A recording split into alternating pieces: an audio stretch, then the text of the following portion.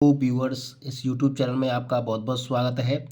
TET CTET परीक्षा 2026 के लिए ईवीएस पर्यावरण अध्ययन के महत्वपूर्ण प्रश्न। प्रश्न नंबर 1 है, पर्यावरण अध्ययन में बच्चों को जोड़ने की सबसे प्रभावशाली युक्ति है। ए, पाठ्यपुस्तक का पठन। बी, शिक्षक द्वारा व्याख्याएं। सी, कक्षा निर्वर्सन। डी, किस्से कहानियाँ। तो छोटे बच्चों को अगर हमें पर्यावरण से जोड़ना है तो उनके लिए किस्से एवं कहानियाँ सबसे महत्वपूर्ण प्रभावशाली युक्ति है। तो डी ऑप्शन सही होगा। प्रश्न नंबर 2, कौन पर्यावरण अध्ययन में आकलन के लिए संकेतक नहीं होना चाहिए?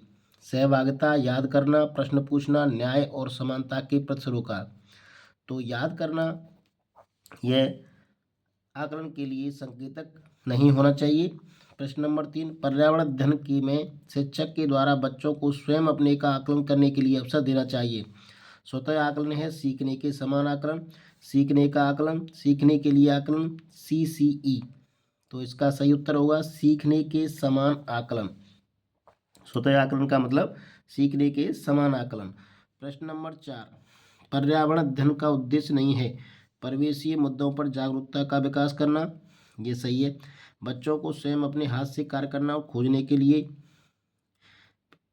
क्रियाकलापों से जोड़ना। प्रश्न सी, बच्चों को पाठ्य पुस्तक की परिभाषाएं प्रदान करने के लिए प्रोत्साहित करना। डी, बच्चों की जिज्ञासा और रचनात्मकता का पोषण करना। तो इसका सही उत्तर है सी, बच्चों को पाठ्य पुस्तक की परिभाषाएं याद करने के लिए प्रोत्साहित करना। ये पर्यावरण अध्ययन का उद्देश्य नहीं है। प्रश्न नंबर 5, पर्यावरण अध्ययन में चित्र पढ़ना एक महत्वपूर्ण क्रियाकलाप है।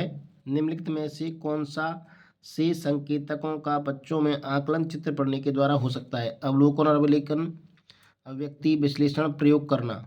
तो यहाँ पर अगर बच्चा चित्र देख रहा है तो उससे अवलोकन और अवलेखन हो सकता है, अभिव्यक्ति भी कर सकता है वो, और उसका विश्लेषण भी कर सकता है, लेकिन प्रयोग वो चित्र से नहीं कर सकता। तो ए ऑप्शन इसका सही होगा। ए, बी, सी इसके सही हैं। प्रश्न नंबर 6, रेटिंग स्केल में कौन सी तकनीकी का प्रयोग होता है? अवलोकन, जांच सूची, अधिविन्यास, लिखित प्रश्न। तो रेटिंग में हमारे तकनीक का प्रयोग होता है जांच सूची का। जांच सूची, बी ऑप्शन इसका सही है। प्रश्न नंबर 7, NCF 2005 के अनुसार कौन सा EVS के पाठ्यक्रम के बारे में सही है? पर्यावरण शिक्षा और सामाजिक विज्ञान के एकीकृत रूप में, सामाजिक विज्ञान और पर्यावरण शिक्षा का एकीकृत विषयगत एकीकरण है। EVS का पाठ्यक्रम विज्ञान और पर्यावरण शिक्षा का एकीकरण है। EVS का पाठ्यक्रम विज्ञान, सामाजिक विज्ञान, पर्यावरण शिक्षा का एकीकरण है। तो यहाँ पर ये तीनों विषय आएंगे। ऑप्शन नंबर डी इसका सही है। EVS में सामाजिक विज्ञान, विज्ञान एवं पर्यावरण शिक्षा का अध्ययन किया जाता है। प्रश्न नंबर 8, यदि भिन्न प्रजाति के दो जीव संपर्क में एक साथ आते हैं और संबंध में एक जीव को फायदा होता है तथा दूसरे जीव को नुकसान होता है, ऐसे संबंध को कहते हैं। तो एक जीव को फायदा मिले, दूसरे को नुकसान मिले, इस तरह के होता है परजीविता। एक जीव दूसरे पर आश्रित होता है तो परजीविता हो जाएगा। ए उत्तर इसका सही है। प्रश्न नंबर 9, निम्न में से कौन सी ग्रीन हाउस गैस नहीं है? मीथेन ग्रीन हाउस गैस है, carbon dioxide green house, sulphur dioxide है, सल्फर हेक्साफ्लोराइड। तो यहाँ पर जो सल्फर डाइऑक्साइड है वो ग्रीन हाउस गैस नहीं है।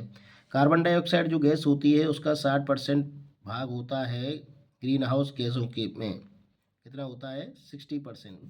प्रश्न नंबर 10, पर्यावरण अध्ययन में संकल्पना और मुद्दों को विज्ञान और सामाजिक विज्ञान विषय के रूप में नहीं रखा गया है क्योंकि इस आयु के बच्चे अपने परिवेश को समग्र रूप में देखते हैं। यह शिक्षण अधिगम की एक अच्छी युक्ति है। यह पाठ्यक्रम के भार को कम करने के लिए है। CBSE के द्वारा पर्यावरण अध्ययन के पाठ्यक्रम को इसी प्रकार से निर्धारित किया गया है। तो प्रश्न नंबर 10 का उत्तर होगा ए, इस आयु के बच्चे अपने परिवेश को समग्र रूप में देखते हैं। प्रश्न नंबर 11, पर्यावरण अध्ययन में बच्चों को जोड़ने की सबसे प्रभावशाली युक्ति है? पाठ्य पुस्तक का पठन, शिक्षक द्वारा व्याख्याएं, कक्षा निर्वर्सन, किस्से कहानियाँ।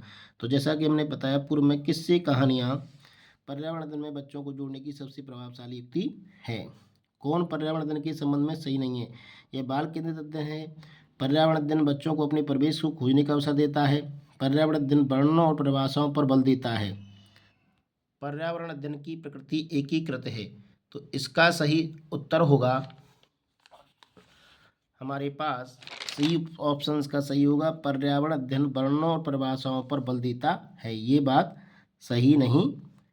प्रश्न नंबर 13, एक शिक्षक हमेशा क्रियाकलापों को कराने के बाद प्रश्नों और चर्चाओं का संचालन करता है। क्रियाकलापों, प्रश्नों और चर्चाओं के संचालन करने का उद्देश्य है बच्चों की प्रक्रिया कौशलों का आकलन, बच्चों को खोजने का अवसर देना, बच्चों को अपनी अभिव्यक्ति का अवसर देना, बच्चों को उनके सीखने की गति के आधार पर विभेद करना। तो इसका सही उत्तर होगा बच्चों की प्रक्रिया कौशलों का आकलन, सही है। बच्चों की खोजने का अवसर देना, ये भी बात सही है। बच्चों को अपनी अभिव्यक्ति का अवसर देना, ये भी बात सही है। बच्चों के में उनके सीखने की आदत गति के आधार पर भेद करना, ये गलत है। तो इसमें यहाँ ए बी सी होंगे, ए बी और सी तीनों सही होंगे, तो सी ऑप्शन इसका सही है। प्रश्न नंबर 14, पर्यावरण अध्ययन में बच्चों को पाठ्य पुस्तकों और शिक्षकों के अलावा अन्य स्रोतों की मदद लेने के लिए प्रोत्साहित करना चाहिए, क्योंकि पर्यावरण अध्ययन सीखने के लिए पाठ्य पुस्तक और शिक्षक ही स्रोत नहीं है। यह पर्यावरण अध्ययन सीखने के लिए समुदायों और माता पिताओं की उपस्थिति का विकास करेगा। यह शिक्षकों को बच्चों की पृष्ठभूमि को जानने का अवसर देगा। यह बच्चों के सौंदर्यगत और मनोक्रियात्मक कौशलों का विकास करेगा। तो यहाँ पर हमारे पास होगा पर्यावरण अध्ययन सीखने के लिए पाठ्य पुस्तक और शिक्षकों का स्रोत नहीं है, ये भी सही है। यह पर्यावरण अध्ययन सीखने के लिए समुदाय माता पिताओं की उपस्थिति का विकास करेगा, ये भी हमारा सही है। यह शिक्षकों को बच्चों की पृष्ठभूमि जानने का अवसर देगा, ये भी सही है। तो यहाँ पर हमारे पास ए ऑप्शन सही होगा। प्रश्न नंबर 15, क्या ईवीएस में आकलन के लिए संकेतक नहीं होना चाहिए? सहभागिता, याद करना, प्रश्न पूछना, न्याय और समानता के प्रश्नों का तो याद करना यह संकेतक नहीं है। पर्यावरण अध्ययन में शिक्षक के द्वारा बच्चों को स्वयं अपने का आकलन करने के लिए अवसर देना चाहिए। स्वतः आकलन है सीखने के समान आकलन, सीखने के समान आकलन। उष्णकटिबंधीय वनों में नहीं पाया जाता है। सागौन, आयरनवुड, साल, चीड़, तो उष्णकटिबंधीय वनों में नहीं पाया जाता है चीड़। तो ये थे कुछ 17 महत्वपूर्ण प्रश्न जो आगामी टेट सीटेट परीक्षा में आ सकते हैं।